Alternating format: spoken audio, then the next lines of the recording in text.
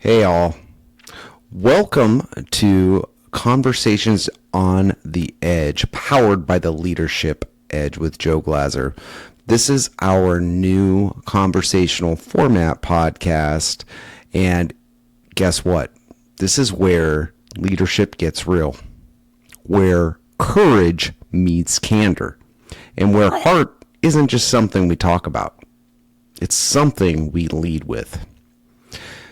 Every conversation here lives at the intersection of challenge and growth, where ideas stretch and stories inspire, and truth sparks transformation.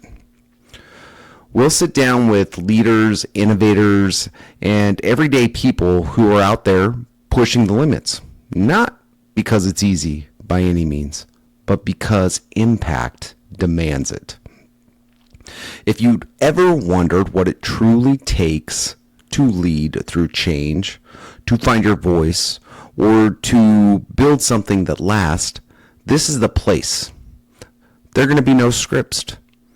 There are going to be no pretense, just authentic conversations that help you sharpen your edge as a leader. It will also help you sharpen your edge as a human. So pull up a seat, lean in, and get ready, because the edge is where growth begins. I'm Joe Glaser, and this is Conversations on the Edge.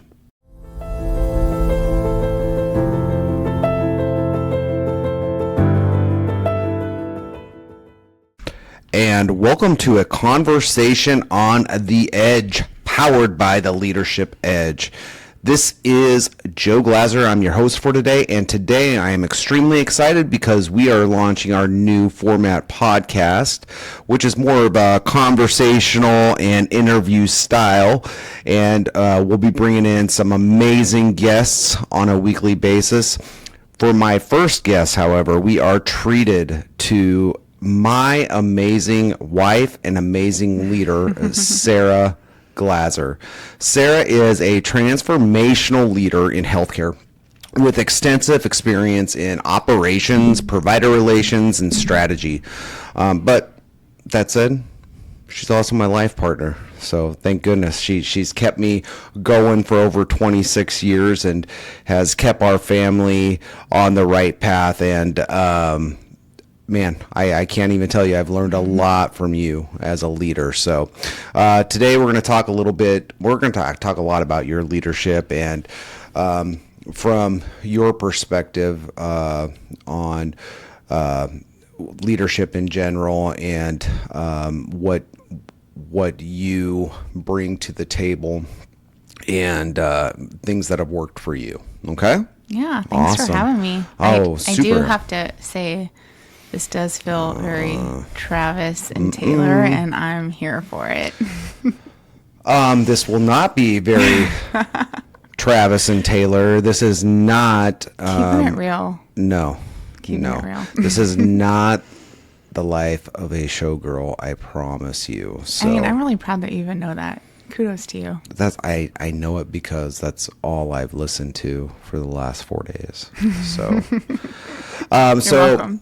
So, Sara, let's start with your story and what first drew you to healthcare and what keeps you passionate about leading in such an extremely demanding field. Yeah, so I found myself in the healthcare industry really by accident. I had graduated high school early. I graduated in December and went straight to college in January. My whole life growing up, I had wanted to be an attorney, and so was taking pre-law classes and was working at a law firm and just really felt like this was not going to be my career. I just knew that this was not going to be it for me. And at the time, actually, your dad was the one who was employing me. Oh my goodness! Props to Bernie, thank you. Props to you. Oh, I love him. He's amazing. But during that time, he was like, maybe just go try something different. Maybe this isn't the family law thing's not really what it is. And so he had helped me get a position across the hall from him at a larger law firm, and It was during that time that I was working on a case with one of the attorneys there, and it was a case that involved a nurse. And so I spent a lot of time with that nurse during this case. And during the time that we were together, she would ask me a lot of questions about, what do you want to be when you grow up? What are you going to do? And it was really her talking to me saying, like, you really need to check out nursing. There's a lot of opportunities. You would be great in it. If you get tired of one field, there's always additional fields. And she's like, the sky is the limit on what you could do as a nurse. And so that really just kind of got me thinking about it. And Sure. At that time, as that case was wrapping up, you and I were looking to be moving out of town. And so it was going to be taking me away from the college that I was at. And so it was at that point that I decided to transition over to a nursing program. Awesome. So when you transitioned over to a nursing program, it was quite a bit different, right? Like much more different than pre-law or working in the legal field. What do you think like really drew you to that when you started? I think just knowing that you could physically do something with your hands to help another person, that it wasn't just writing briefs or sitting in a courtroom. It was really doing something that was impacting the life of a patient like that day. Not to say like law isn't impactful, because it is. And I'm actually very, very glad that I was able to get that knowledge. I think it's helped me in my career as my path has kind of gone. But just knowing that I could really have an impact in somebody's day and somebody's life, that was just really meaningful work for me. So I know our story very well. I think I know it anyway. I'd kind of like you to walk everyone through like what going to school and seeking out your passions in your career was like while raising a family over virtually, 22 years? Yeah. Yeah. So I don't know if your listeners know this or not, but so you and I have been married for almost 27 years. And we had our first son when I was 20 and you were 21. So we were Our first son? our only son. Our favorite I did. son. Oh no. We had our favorite son when I was 20 and you were 21. And it was like that time, I think you just made it work, right? Like I look back and I don't know how we survived, honestly.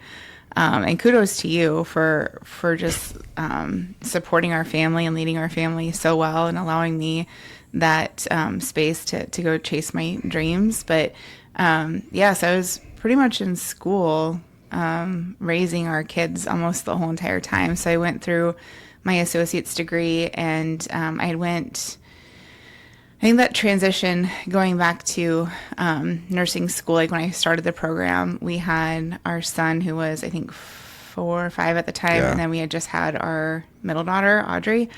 And so we have like 2 kids at home, and it was interesting. I would work overnights at a rural hospital. I think we were living in a small town at that point. And luckily, it wasn't always super crazy busy overnights in the emergency room when I was checking patients in, and I was able to work on my homework and just make it work. And then after I graduated from nursing school, we had our last daughter, and then I worked for a couple years, and it was interesting. Like looking back, I look at our kids now because we have a 26-year-old, a 22-year-old tomorrow, by the way. Yeah. It's your daughter's birthday tomorrow. Yep, I remember. And then our youngest daughter is 16 now. And I look back at that and I think of like our 2 older kids, like having kids right now. And I'm like, Oh yeah. what? I mean, Dylan at 26, like, I mean, if he wanted to have a kid now, I would be fine with it. But I think back of like when he was 20 or 21. Oh my gosh. I mean, I don't know how we did it, but I'm super grateful that we did, and we have some amazing kids. And it wouldn't have been possible without the support of you and our family. Definitely helped us out along the way. So it wasn't just a straight shot though for you. So it was At first you went back and got your associates, right? And then you expanded upon that. So Yeah. So, I mean, I think I took the longest amount of time it could take to get my degree or end up where I ended up. And so I had this boss who at the time I was working at a different company, and he had like brought me in and definitely saw something in me that I didn't see in myself, and was like, you need to go into this leadership role. You would be fantastic. And I'm like, I have no idea what I'm doing. I don't want to do that. And he was like, no, you need to go do it. And I really fell in love with that aspect of it. It was a huge transition because, again, I went into healthcare because I wanted to be able to do something with my hands to physically help people. And at that point in my career, I was not at the bedside. I was sitting in boardrooms and having meetings. And if your heart stopped, I could definitely get that hopefully going for you again. But if you asked me to explain an income statement or talk to you about what an operating margin was or any of that stuff, I just didn't understand it. And so I felt at that point it was really important for me to go back to school. So at that point, I went on to get my BSN. And then as I finished that, I was like, well, I've been doing this now for so long. I might as well just go ahead and continue into a master's program. And the school that I was at had a bridge program. And so I went down that route, and it was actually really cool. I didn't ever say to myself, like, I need to have a degree by like this date. It was all about just like getting it done. But it was interesting that I was actually going to the same college as our son and now daughter-in-law at the same time. So I actually graduated with Morgan, our daughter-in-law, when she got her bachelor's degree. I was getting my master's, and then the next year our son graduated. And that was like wild in my head that I'm going to school with my son, who we had when we were 20 and 21. And I'm like, how, like, statistically, like, this shouldn't all be happening, but it was amazing, and just a really great time. And I mean, the cool thing is Morgan's actually our favorite child. So I know. You gotta graduate I know. there, I graduated with our favorite child. Yep. Oh, Morgan, we love you. We do love her very much. Anybody that can come into this family and handle us all. Yes. Is an awesome person. A saint, for sure. So we're going to kind of move on now. And one thing I kind of really want to talk to you about is your Gallup strengths, because they're pretty awesome. Okay. Your top strengths are maximizer, arranger, and achiever. So when you look back on your career, where have you seen those strengths show up real time?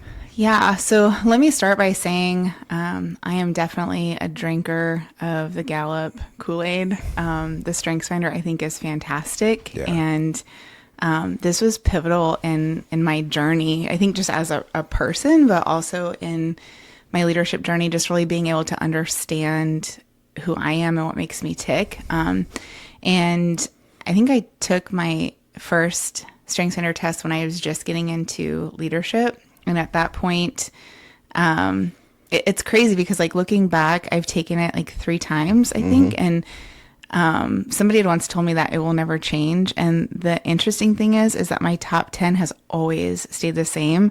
The thing that has changed is where those are at when I'm taking it. And so when I first took that, my top strengths were achiever and learner and individualization. And so looking back, like, that made sense in my head. Like, that's why those were my top then. I think now, having the strengths that I have, I'm in a different space in my career. I've learned things. I'm comfortable in my decision making, and so I think wherever you are in your life, like, whoever you are as far as your strengths go, they shine when they need to shine. And I'm actually taking it again here in a couple of weeks, and I'm really excited to kind of see what it says at that point. It's awesome. Yeah, I took it, I think it was either last year or the year before, and I hadn't taken it in about 10 years. And my top 10 stayed the same, but my number one had always been restorative, right? And I think in my career and even in life a little bit too, understanding that sometimes your strengths can pull you down and you have to balance them correctly. Yeah. Because what I learned is that being a restorative leader is great, but how do you go about restoring? Do you raise your team up to be the restorers, or are you going to jump in and be that micromanaging beast, right? Yeah, so you're really talking about like the basements and balconies, Yep, right? yep. And again, huge in the whole world of this. I think it's fantastic, and to understand each of those strengths, and when you're at your balcony, which means when you're at your best, versus when you're in the basement, where you Yep. can actually utilize your strengths in a negative way, and being able to be self-aware enough to know like, hey, my maximizer's in overdrive right now, and I'm probably driving everybody crazy, and I Yep. need to like back it off a little bit. So yeah, I think that's super important to understand that, but then also to understand how to lead those other strengths, right? And so I've learned in my career that the best teams that I can put together are the ones that we all balance each other out. Yeah. When I first took the strengths finder, I can't even remember what my like bottom strength was, but I was like, that's not true. And so I spent so much time trying to make myself better in that bottom strength, and it was a disaster. And Yep. I've learned that if I just focus on who I am innately, and then understand, in my team what is needed for us all to be successful, that's what I go and look for. I think the worst teams you could probably have are ones that are carbon copies of yourself. Oh, Because, definitely. you're not gonna flourish in the areas that are kind of your blind spots. And You're going to so, drive yourself insane too. exactly. And so I've been super grateful that throughout my career I've had amazing teams. Many of those team members I still stay in contact with, and they've just become like dear friends to me. But it's been really awesome just to understand how to better lead them and understand their basements and balconies, and really kind of going back to what I said when I had a leader that saw something in me that I didn't see. It's really cool to be able to do that in other people, and Sure. kind of push them along, or say like, I really feel like you would be amazing in this because your strengths just like match this, and then to watch them flourish in that, it's such a huge bucket filler for me. Yeah. So is relational in your top 10 at all? I don't think so. It's just kind of crazy because Individualization is, yeah. but not like Yeah, relation. we're going to talk a little bit about individualization here in a second. I mean, it's just kind of crazy because I mean, definitely through your career and through these interactions you've had with your teams over the years, you've built strong, long-lasting relationships, which is pretty awesome. Yeah, I think developers in my top Yeah, 10. yep. And so I think that makes sense for me. And it makes sense for me like innately that would be in my top 10, just because again, I feel like where I'm at today in my career was really just by the grace of God, and accidental. I never had a plan to be here doing this, which I love what I do every day. I love the teams I work with. But just being able to see that in other people, I mean, and develop them in the way that I was developed is just a huge, like, I love the fact of like paying that forward. Awesome. So you brought up individualization, right? So definitely one of your top strengths. So when you understand and truly get people and the people that you're leading, how does that help you personally? How has that helped you lead your teams? Well, it really makes my life a lot easier, honestly. Oh, yeah. Honestly, it does. If I can understand my team members and what drives them, when they're at their best, when they're not at their best, it helps me in my decision making on like who should be on this project, or who's going to bring those skills to the table, and then understanding, how people want to be recognized, and understanding, the things that are really meaningful to them. I mean, sometimes you have people who, where they're at is their absolute dream job, and that's okay. I Yeah. remember I had this girl working for me, working with me at one point, and she was a front office person, so like checking people into the clinics, and she was so talented and actually had came from the food service industry. And all she wanted was like a Monday through Friday job where she could have benefits and not have to work holidays, nights, and weekends. And she was so talented, and I could see that she could do tons more than what she was doing. But in that spot in her life, that space, it was her dream job. And she came in every day with a smile on her face and just loved what she was doing. And since then, as she has like evolved and her kids have grown up, she's actually gone back to school, and I believe she works in finance now. I'm super proud of her. Awesome. So Amanda, if you're listening, I'm really proud of you. But yeah, so I think understanding them, what they need, if there's people in your team that really need that daily check-in and need those affirmations, if you do that and you're aware enough to know that they need that, they become your top performing employees. Yeah. And so I think it's just really understanding what is it that makes them tick? What do they need? I have somebody that I work with now that I know she's really wanting to get as much knowledge as she can. She's like a sponge. And so the more that I can give her and the more that I can trust her and tell her, I believe in your abilities. I know that you can do this, and be able to be there to help, as she's navigating through that is super awesome. I also learned early in my career, when I first came in to leadership, I had a really skewed thought of what leadership was. And I thought I was the one who had to have all of the answers, that I was the one who was like staying late all the time. Like I was the first to show up, the last to go home. And that was just my perception of what leadership was supposed to look like. And so anytime anybody would come to me with an issue or a problem, I always felt like it was my job to solve their problem. Yeah. And that was exhausting. And so I learned very quickly that I was not serving my world nor their world well, right? I mean, I firmly believe that if you can, in leadership, teach your team members to think on their own and to have confidence in their decision making and the things that they should do, that's really you leading them, right? Like that's what a leader is. And so I switched. Instead of me always saying, well, here's what you should do, I'd catch myself and I'd say, what do you think you should do? Or if I wasn't here, what would you do? And that was really insightful and surprising to me, because there was many times that they would say something and it would be a better idea than what I had in my head. And I was like, yes, go do that. But then also, knowing that if they're going to jump off of a ledge or do something that is going to backfire, to gently pull them back off that ledge. But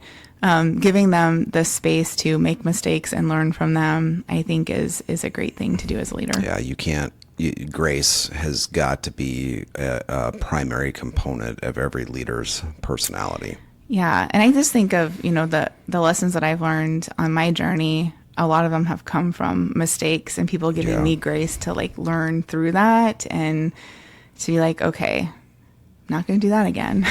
Well, that's why I am doing this, I've made all the mistakes, right? And bringing those to life and letting other people see and hear what I went through and like how I navigated, like that makes your life that makes your career a little bit more purposeful in the long run as well. So. Yeah, for sure. Dust yourself off. Yep.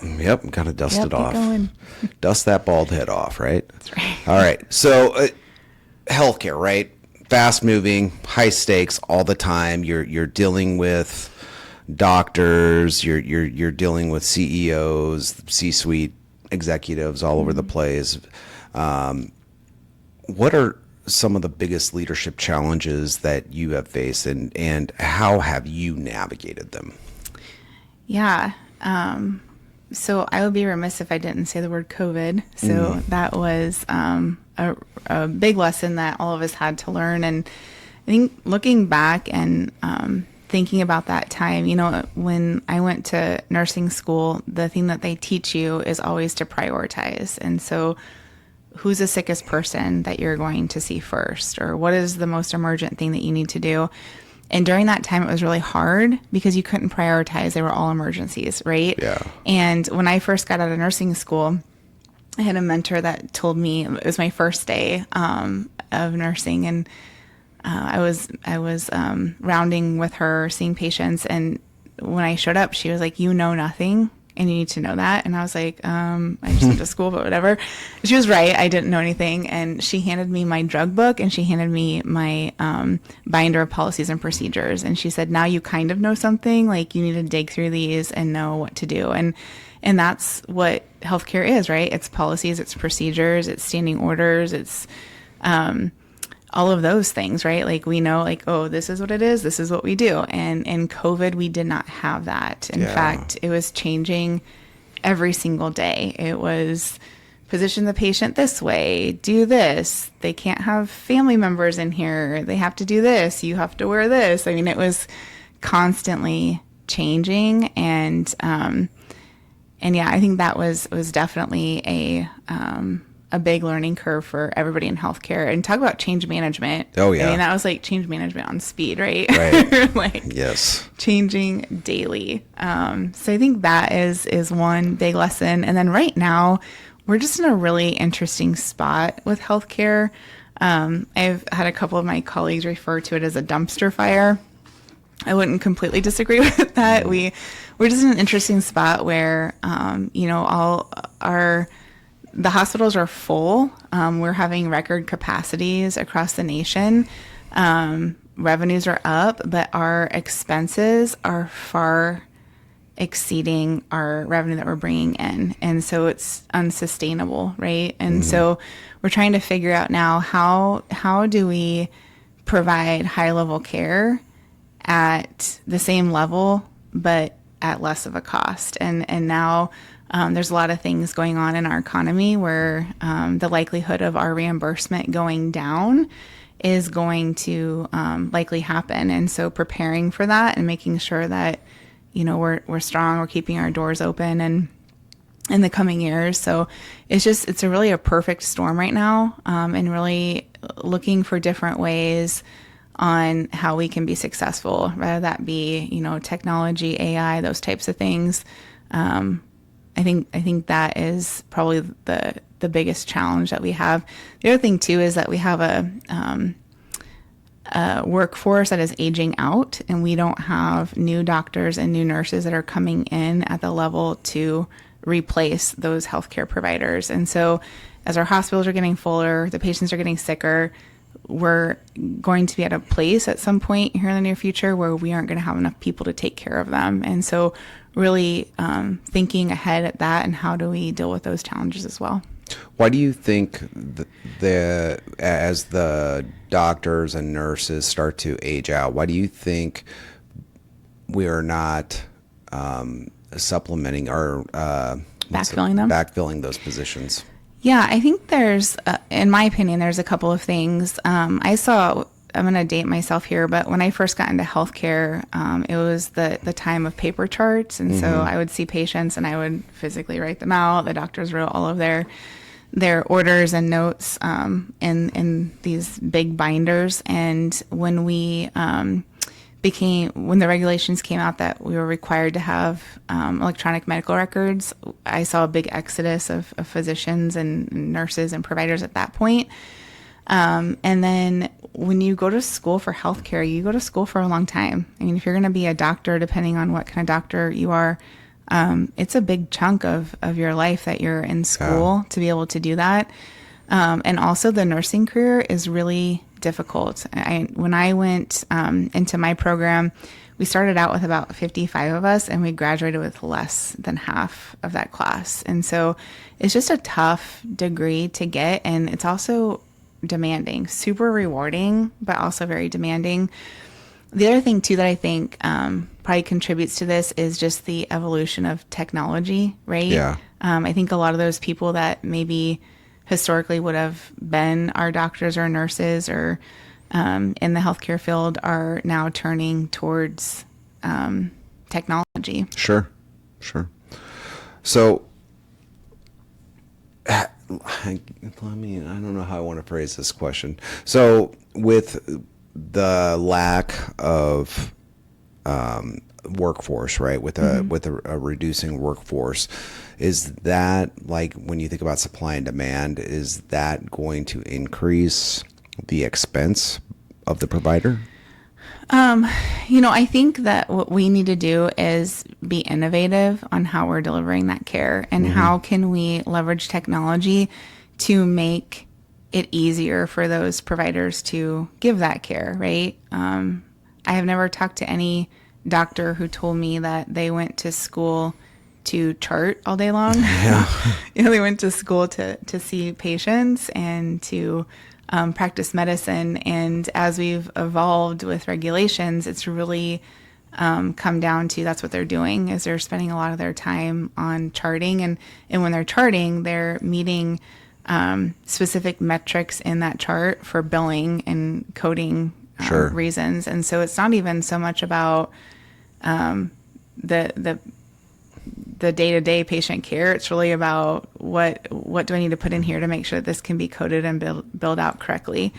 And so we just need to figure out how we can leverage technology to make those things easier for our physicians. And then also just access. I started my career in rural healthcare, and patient access is near and dear to my heart. And so how can we leverage technology to spread the footprint of our physicians instead of sending them to multiple different clinics? How can we remote into them, or how can we virtually be providing that care?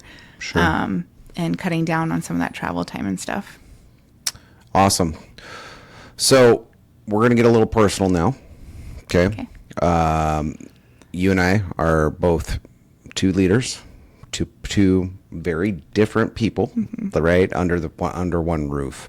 From your perspective, what's one leadership lesson, if any, you've learned from me? And then I'll share one with you. Oh, golly. I think there's been a lot. What I'll say in this instance is whenever we're out and about, or if I'm just out and about and I run into anybody that you currently have on your team or you've ever had on your team, nobody ever has anything negative to say about you. In fact, it's the opposite. They're always saying, oh my gosh, Joe was the best leader I ever had. I'm here today because of things that Joe did. And I just think that's really cool how you invest in your people the way that you do. And you make things fun. I know I watch you during the holidays when that is probably the most stressful time for everybody, right? Not just for you guys working in retail, but for people who are doing the hustle and bustle. And I see that you get the brunt of that, and you still show up every day with a smile on your face, and that's what you put on your team, right? I see you go into work, and the day after Thanksgiving, or I think it was up until COVID, our kids had never even had Thanksgiving with you. Yeah. You go there and just make it as fun as you can, and just really believe in the mission of what you're doing. And I think there's so many things that I could say, but I think those are probably the biggest ones, is just the belief that you have, and not only the mission of what you're doing, but your team members as well. Thank you very much. I'm blushing. So I've thought about this question all week, and I think I've evolved my answer a little bit. I think one of the biggest lessons I've learned from you is the power of self-development. And what I mean by that is, so let's take Heart of the Leader, for instance, right? Great course, right? But Fantastic program. You had known somebody by word of mouth that had participated in that program. And you're like, you know what? I need something different, and I need to grow. I want to grow. And you went, and it changed you. Massively. And, after some time, you convinced me to go as well. And it just probably one of the most impactful events in my entire leadership journey, right? And, let's say thank you to Ryan Pinot. Yes, right? Ryan. If he's listening, because he has a great program there.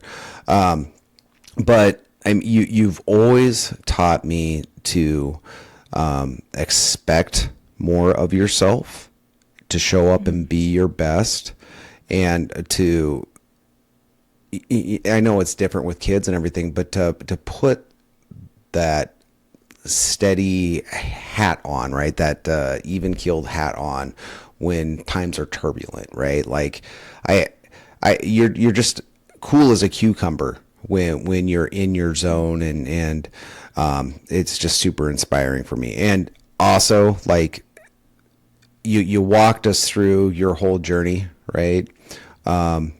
You are just a phenomenal role model for our kids, and when our daughters look at you, like, they have a great example of what it is to be a strong, powerful, confident female, and how to navigate this world and not let things keep them down, right? And that's just been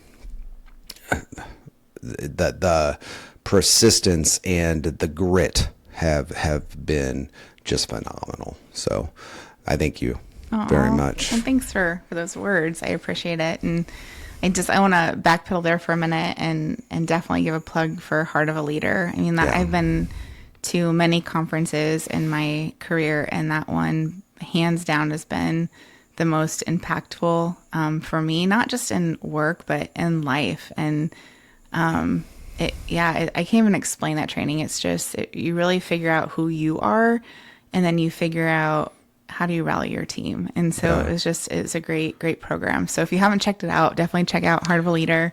Ryan Pinot, fantastic human being. It's just, as far as the steadiness, and drive, I've always believed that it's my responsibility. Like, my development is my responsibility. I don't show up at work every day and say my boss's responsibility is to develop me, right? That's my job to do that. And so I've always looked for any opportunity that I can to continue to keep learning and growing as a leader. And then I think just the attitude, the mind, the mindset is everything, right? Yep. Just because I'm having a bad day, or I don't feel good, or I have this stress, doesn't mean that everybody else around me needs to feel that. I mean, you do, because you're my husband, right? Like, you're going to feel it. Well, empathy is one of my top strengths. So. I know, and I'm so glad it is, because it is not one of my top strengths. You just need to reset yourself, right? Like, you need to figure out, how am I going to show up, and know that you have the ability to shift the entire energy in a room by how you choose to show up. And especially when you're in a leadership role, right? Because your team is going to feed off of you. And I've often told my team members when we're in stressful situations that if you don't see me being freaked out, I don't want you to freak out. So I've always been very mindful of that. And just being able to reset and choose your attitude can make or break not just your day, but everybody's day around you. Right. So when you think about the both of us and our differences, what do you think are some similarities in how we lead, and some differences on how we lead? Oh, goodness.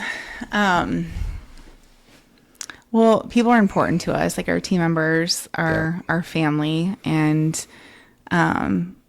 we bring that home with us. I mean, we are able to chat about, certain things going on at work, and being able to bounce ideas off of each other. I think one thing, I don't want to say it's a difference. I think it's one of those things where I am learning and growing because of you. I've seen you in instances where I would just be done with a situation or with a relationship, and you never get to that point. You are always seeing the best in people, even when they're at their worst. And I've seen you just like give 110% to people. And even when that is not reciprocated to you, you still like genuinely care about the success and the well-being of those people. And I watched you just recently, you know, walk away from something because you wanted to walk away with your integrity intact. And because of the situation, it was going to change your heart for a person, and you didn't want that, right? You wanted to believe in that person. You wanted to get out of the way so that they could go learn and grow. And where, you know, I'm like the wife and I'm like, what are we doing here? Like, let's do stuff, whatever. And I remember that conversation. yes. Oh man. Yeah. And I think that is like where we're polar opposite, right? And where you're totally like the yin to my yang, and like where I need you in my life, right? Because as much as I am, you know, calm, cool, and collected, like I do get those times where I'm like, okay, I'm done. Well, I would say conversely that like it's helped me in the opposite way, where sometimes I'm just like, all right, like we're going to take a step back and we're going to, you know, kind of really see what's going on here. And I'm going to give these guys 52 chances, right? Yeah. And you're like, what the hell are you doing, right? Like people make their choices. Yeah, So you got to let them make their choices. Yes, so, yes, they do. Yeah. You don't always have to save them from their choices. Amen. All right, so our next segment it's called the Edge Moment. You're the first ever. Congratulations. Oh, this is so exciting. Share a moment in your career when you were pushed to the edge as a leader. And what did you learn about yourself? Well, I think there's been a lot of times in life so far that I've been pushed to the edge in life and in my career. I mean, obviously we've talked a lot about COVID. We've talked about current situations. There's been some health things in our family the last couple of years that have been a lot for us to walk through. What have I learned about myself? You know, I want to answer that by saying a lesson that I've learned that I wish I would have learned much earlier in my career. And that is the aspect of well-being and taking care of yourself. Yeah. And you and I are gracious to have one of our best friends that is just like the purveyor of joy. Purveyor of joy. Yes. Just an amazing human being. And Sean, if you're listening, we adore you and think you're amazing. And Sean has really instilled in me over the last probably I think four or 5 years that we've known each other that you can't be your best if you don't rest, right? Yep. And so you need to go, and he calls it recharging his aloha. And there's one thing that he does that is just so inspiring to me. While he's out, if you email him, you'll get a kickback that will say, I'm sorry I missed you. I'm out recharging my aloha. If you need something, here are the people that you can contact. And there's a couple of things in there that are just super inspiring to me. Number one, like I'm resting because I need to, right? I'm recharging my aloha so that I can come back and be awesome. But the thing that I feel like is even more impactful is that he is doing a handoff there, right?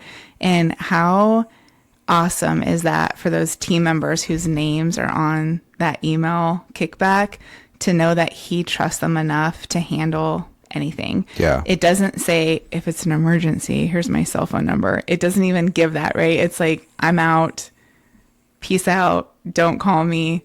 Nothing's going to burn down because I have these team members here that are going to be able to help you and are going to be able to solve those problems. And I just think that's so cool that he trusts his team members enough to know that he can leave and everything's going to stay standing in his leadership role. But yeah, I think it is so important to take care of yourself and to be the best in leadership, to be the best for me, you know, mom, wife, everything. I need those times where I can just reset myself. And when I do that, I'm a much better person. And man, speaking of having people on your podcast, like Sean is definitely somebody you need to tap on the shoulder. Sean, if you're listening, come be on the Leadership Edge podcast. Are you his agent now? No, I'm not. And this isn't my podcast, but I'm inviting you.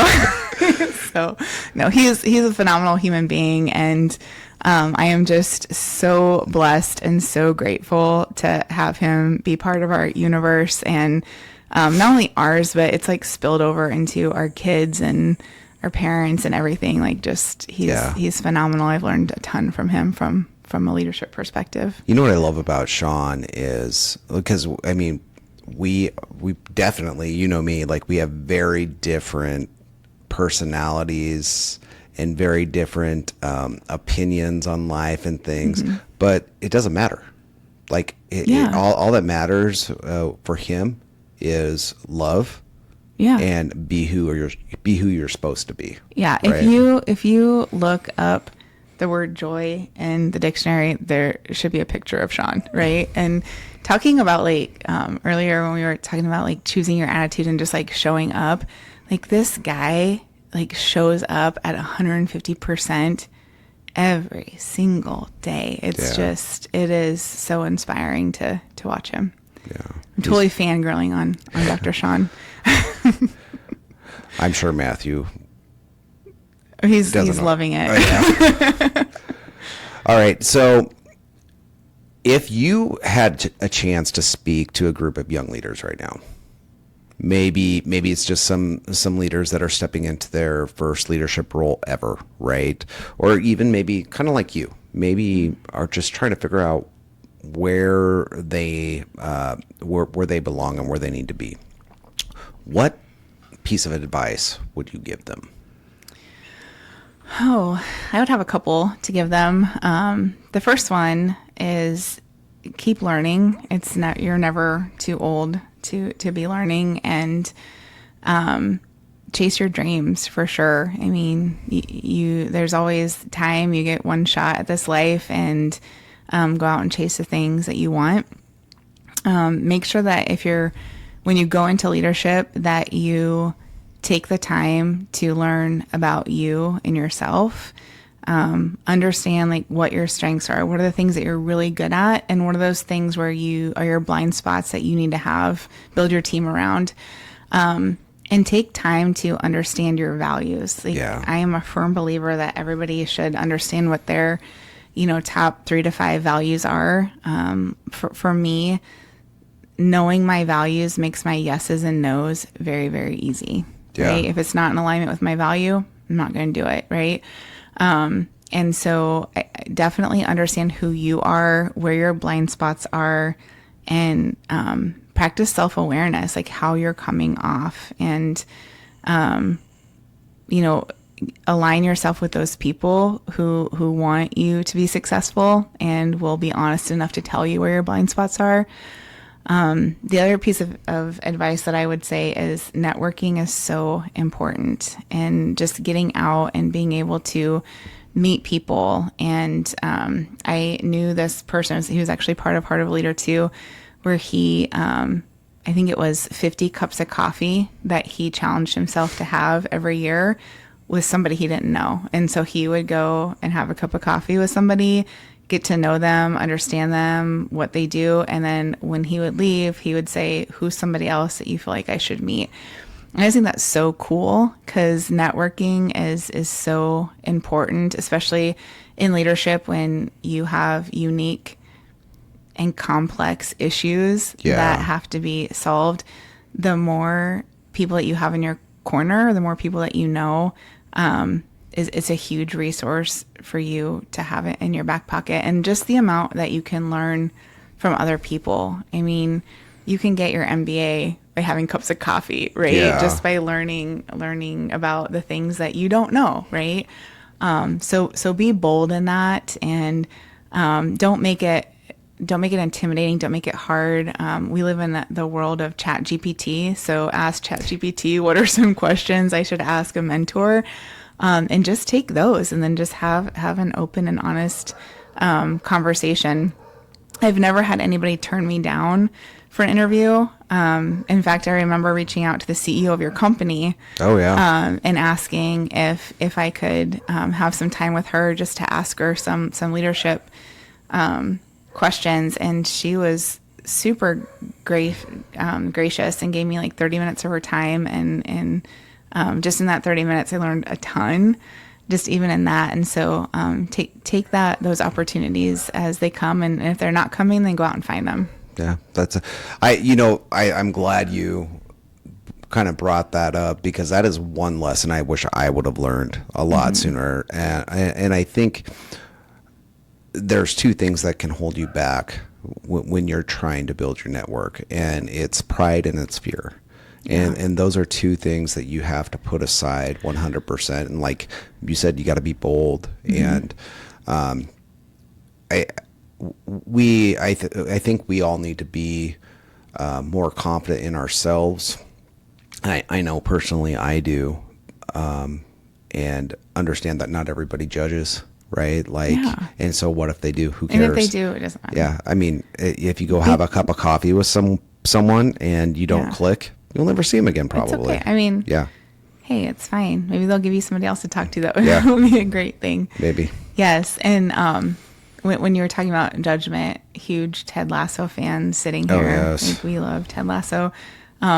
Be curious, not judgmental. Amen. Ask questions, right? If you find yourself going down that rabbit hole of judgment, like, ask questions instead of going down there. And so be curious. Don't be judgmental. It gets you nowhere. It gets them nowhere. So, Sara, thank you so much for investing a little bit of time coming on and talking to me for a while today. I know your time is precious, and your insights were amazing.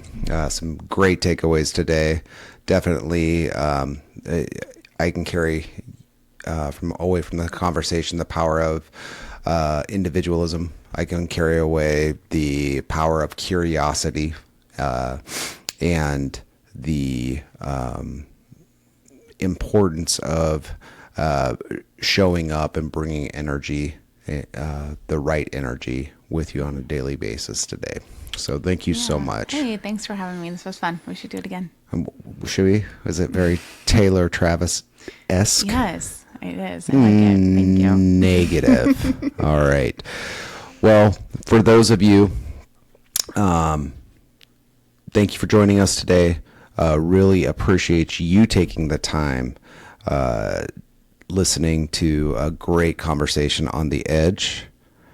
Get out there and continue leading with courage, candor, and heart. For now, Joe out.